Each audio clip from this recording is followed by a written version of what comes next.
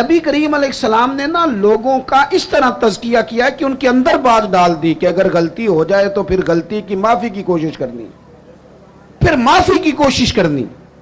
لوگوں کے سامنے حضور نے یہ بات اس طرح کھولی کہ بخاری میں قبیلہ غامدیہ کی ایک عورت کا ذکر ہے اور کنز العمال میں تفصیل سے موجود ہے۔ وہ خاتون خود آئی، کوئی پکڑ کے نہیں لایا، خود آئی، گرفتار نہیں کیا، لوگوں نے منوایا نہیں، پولیس نے پکڑ کے منوایا نہیں، غلطی ہو گئی لیکن مسلمان تھی نا، تو بار بار اندر سے طبیعت بے چین ہوتی ہے کہ کیوں غلطی ہو گئی۔ آ کے عرض کی حضور میں بھول گئی تھی، غلطی کر بیٹھی ہوں۔ تو محبوب فرماتے ہیں کیسے پتہ چلے گا تو نے غلطی کی؟ کہنے لگی میرے پیٹ میں ناجائز بچہ ہے۔ حضور نے فرمایا اسے لے جاؤ، فرمایا واپس جا، جب بچہ پیدا ہو جائے تو آنا۔ وہ چلی گئی، دو سپاہی نہیں اس کے ساتھ کھڑے کیے کہ کہیں بھاگ نہ جائے۔ وہ بچہ پیدا ہوا تو پھر آئی، نبی پاک علیہ السلام نے فرمایا واپس جا، اسے دودھ پلا، جب روٹی کھانے لگے تو پھر آنا۔ وہ آئی تو بچے کے ہاتھ میں روٹی کا ٹکڑا تھا، محبوب نے بچہ کسی کے حوالے کیا، فرمایا اسے لے جاؤ اور پتھر مار کے سنسار کر دو، سزا دے دی حضور نے۔ وہ حضور کے سامنے جب کھڑی تھی تو پتہ کیا کہتی تھی؟ کہتی تھی حضور میں رات کو سو نہیں پاتی، اذان سنیں جی پہلے، بس میں بات سمیٹنے لگا ہوں، آپ توجہ فرمائیں۔ وہ خاتون کو سنسار کیا گیا، انتقال ہو گیا۔ اب لطف کی بات پتہ کیا ہے؟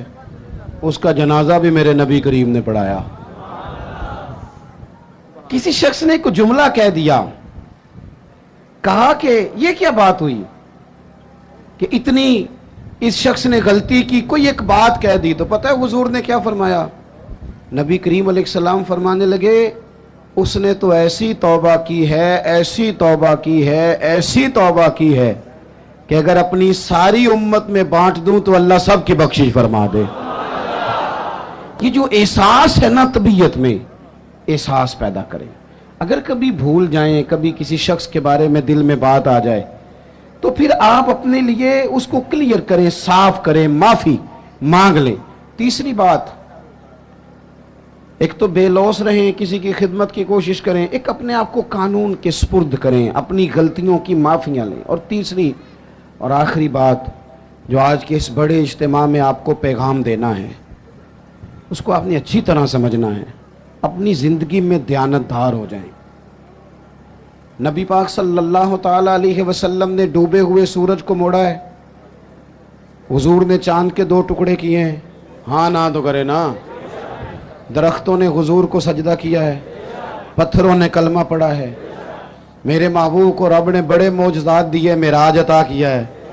لیکن مسلمانوں سنو، تمہارے اور میرے محبوب کا سب سے پہلا تعارف یہ ہے کہ وہ صادق اور امین ہے۔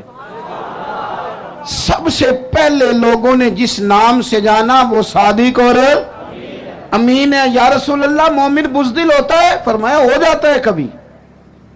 مومن کنجوس ہوتا ہے؟ کبھی ہو جاتا ہے۔ یا رسول اللہ مومن جھوٹا ہوتا ہے؟ میرے رسول نے فرمایا نہیں، میرا مومن جھوٹ نہیں بولا کرتا۔ دیانتدار ہو جائیں، امانتدار ہو جائیں، آپ خوددار ہو جائیں، چھوڑیں آپ۔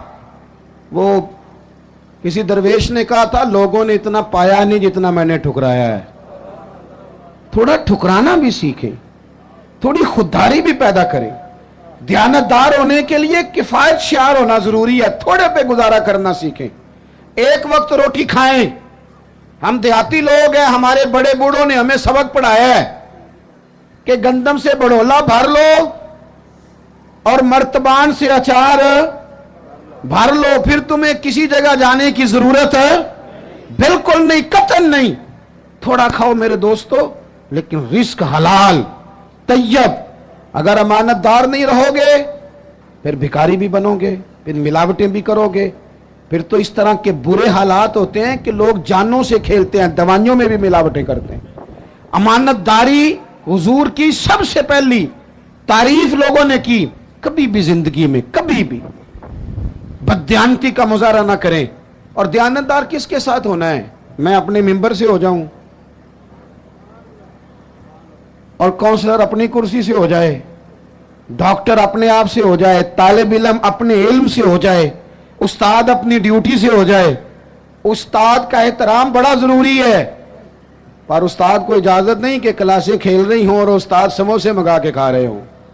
وہ بھی تو ڈیوٹی کرے نا اپنی ٹائم پہ. مزدور کی مزدوری پسینہ خشک ہونے سے پہلے دینی ہے، پر مزدور کو اجازت نہیں کہ وہ روٹی کھانے جائے تو گھنٹہ وہیں بیٹھا رہے. وہ 10 منٹ کونے میں بیٹھ کے چائے پینے جائے اور 20 منٹ وہ سگریٹ بھی پیتا رہے. آپ اپنے کام سے دیانتدار ہو جائیں، اپنا کام سونا کر کے کرنا شروع کریں، اس میں نفاست لائیں.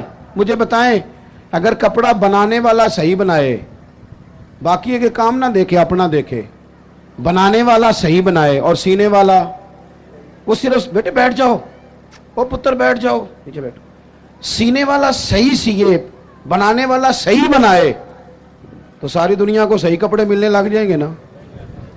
اگر دوائی بنانے والا وہ کوئی اور کام نہ کرے، دوائی صحیح بنائے تو یہ کام سارا مسئلہ لوگوں کا حل ہوگا کہ نہیں ہوگا؟ ہم نہ دوسروں کے کاموں پہ نظر رکھتے ہیں، فلانا ٹھیک نہیں چل رہا، اسے چھوڑیں. آپ ٹھیک چل رہے ہیں، چھوڑیں اسے. آپ ٹھیک ہیں، آپ صحیح چل رہے ہیں، آپ کے معاملات بہتر ہیں.